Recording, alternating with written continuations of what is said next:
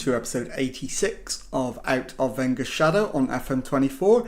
I'm Jamie, and coming up on today's episode, we're going to be trying to secure a job in England in the Premier League to try and complete the last part of our challenge. So we do have an interview lined up, so I'll be back in a moment to show you who that's with and take you through the interview.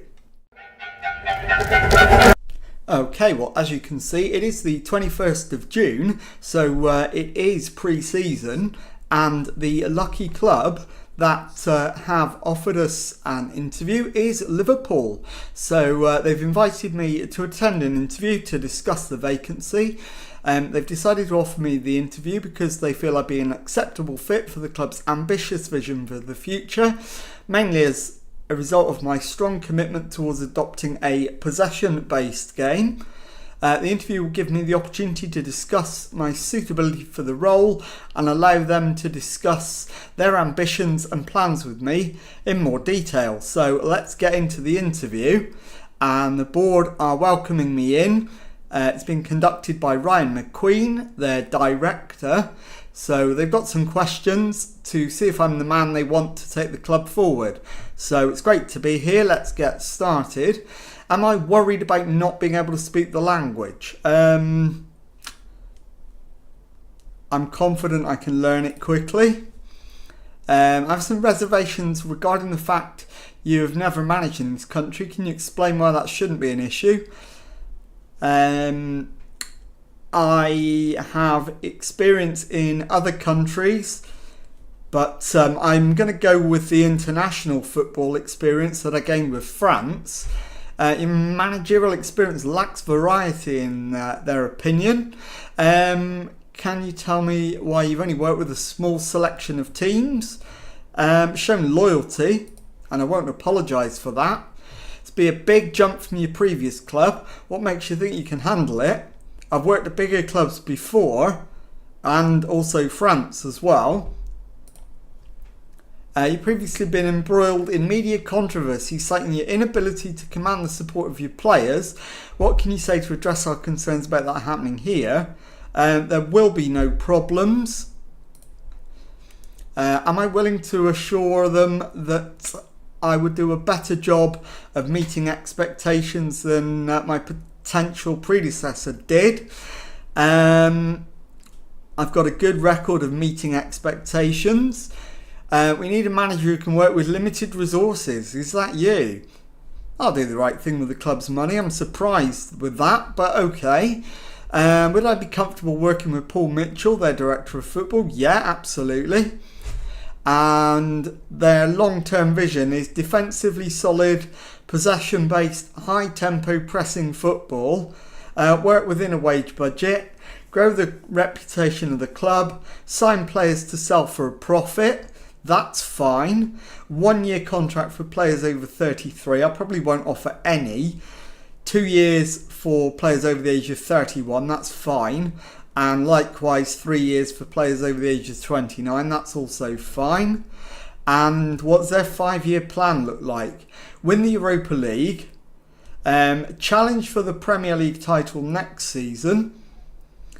And then win the Premier League and go on winning it. That seems like a pretty exciting future, so all perfectly acceptable. They've no expectations for the current season, and they'll discuss that in the build-up to next season if I'm successful. That's fine. Do I have anything for them to consider? No, not at the moment. So that is the end of the interview process, and I'll be back in a moment to let you know how I've got on. Okay, well, just 4 days after the interview, Liverpool have come back and offered me the job on a 3-year contract on £100,000 a week. The ideal person to replace ex-manager Luis Enrique. So let's not balls this up. Let's just start the negotiations, and I'm not even going to ask for anything. I'm just going to accept the offer. So we'll finalise the deal, and I'll be back with the official announcement in a moment. Okay, here is the official announcement broken by Sporting Life. Liverpool hire Wenger'S. Liverpool have today confirmed the appointment of Arsene Wenger as the club's new manager. Eyebrows have apparently been raised in the world of football at the appointment of the 46-year-old who's recently spent time away from club football, and he's sure to face plenty of questions when he faces the media for the first time at Anfield. Wenger'S, who of course famously lifted the UEFA Nations League with France in 2031. Arsene Wenger will be managing the rivals of Arsenal, one of his favourite clubs, adding further intrigue to an already interesting appointment. He replaces previous manager Luis Enrique. Unai Emery was considered to be the favourite for the job, particularly after he was spotted attending an interview with the club, but they ultimately preferred a different candidate. So that confirms my appointment at Liverpool, and I'll be back in a moment to show you the squad that I've inherited. Okay, let's take a look at the first team squad as it stands on the day of my arrival then, before any of the out-of-contract players have gone and before any new arrivals. And at the moment, we've got two goalkeepers, Ramiro Lara and Emily Miller. And Miller is ahead of Lara in the pecking order, so he's going to be my first choice keeper. And we've got one right back at the club, which is Quentin Levine. In terms of centre backs, we've got David Nichols, Thiago da Costa, N'Faly Diarra, and Admir Hasanbegovic, all of whom can play to a reasonable degree in the first team. Although we've got two standouts at centre back in Costa and Diarra, so those two will be my starting centre backs. Moving on to left back, we've got two, Roberto Barros and Rodrigo Rodriguez, although he is actually on his way out of the club in a few days' time, joining Aston Villa, so we'll need to bring in a new left back. Defensive midfield and central midfield, I'm going to handle those two together. We're well stocked here. We've got Andreas Benitez, Demiran Gunez, we've got Ronan, Juan Requena, we've got Enzo Rodriguez and Dominic Szoboszlai. On the right wing, we've got Ben Doak. Attacking midfield, we've got Oscar Gluck and James Stewart, both very decent players indeed. On the left wing, we've got three options. We've got Alexander Andrich, who is a 5-star ability 25-year-old left winger. We've got Tiano, who's 2.5 stars and 25. And in between those, we've got Dragoljob Lucic, who's 24, 3 stars of current ability, 4 stars of potential. So I'm probably going to look to move Tiano on. And then we move on to the strikers. Shaquille Van Persie is streets ahead and backed up by Jan Cavalcanti. I would like to bring in one more striker, but we'll see if I can do that. And I'll be back later on in pre-season with the first batch of new arrivals. Okay, well, it has taken rather longer than I expected, but on the 20th of July, we have finally got our first signing over the line. We've paid 60 million to Porto for Alexandro. So let's take a look at him. And he's a right back. He's 24. He's got 22 caps for Brazil. And he's 3 stars of current ability, 3 stars of potential. So a very solid acquisition, nothing spectacular, but pretty decent. And as you can see, we've seen 7 players leave the club. 3 of them first teamers. Rodrigo Rodriguez joins Aston Villa for 22.5 million. So one of our left backs goes.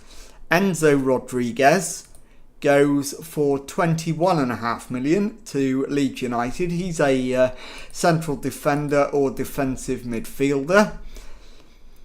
Duran joins Rochdale on loan. Demar Houghton went to Barnet on loan. Tapiwa Munikan-Dafa went on loan to Preston. The other player who went for money was Tiano, who went for 20 million to Southampton. He's a left winger and no longer part of my plans. And the final departure so far is Jack Pavey on loan to Salford. So I'm going to go away and try and do a couple more deals, and I'll be back with another transfer update in just a moment. Okay, it is now the 31st of July, and since the last update there's been one more arrival and one more departure. I'll deal with the departure first. It is Luis Martinez. He's gone to Nantes on loan.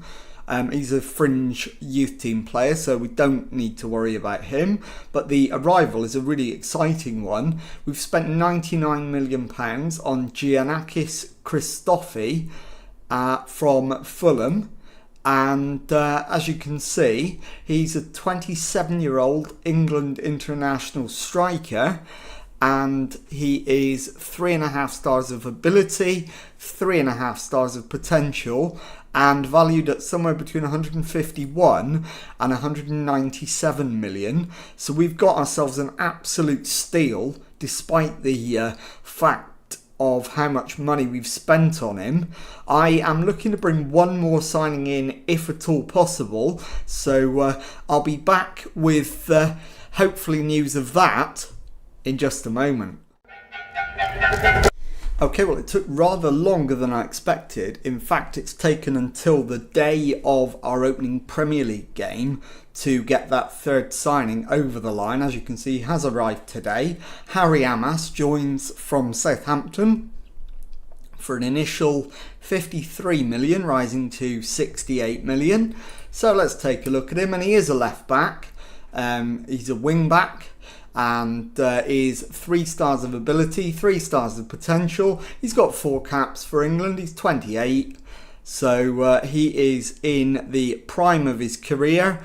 And I'm very pleased to get him in. He'll play plenty of matches and provide very good cover at left back. So with the transfers completed, I'll bring you back in a moment and show you the squad as it stands now, and then we'll round up the episode by looking at the results we've managed in pre-season. Okay, here is the squad as it stands now, and we've got 2 goalkeepers, Ramiro Lara and Emily Miller, and Miller is marginally ahead as first choice keeper. We've got 2 right backs in Levine and new signing Alex Sandro, with Levine ahead of Sandro in the pecking order, but he's older, and Alex Sandro will get plenty of game time. Moving on to centre backs then, David Nichols is a 2.5 star 27-year-old. Thiago da Costa is a 4.5 star 26-year-old.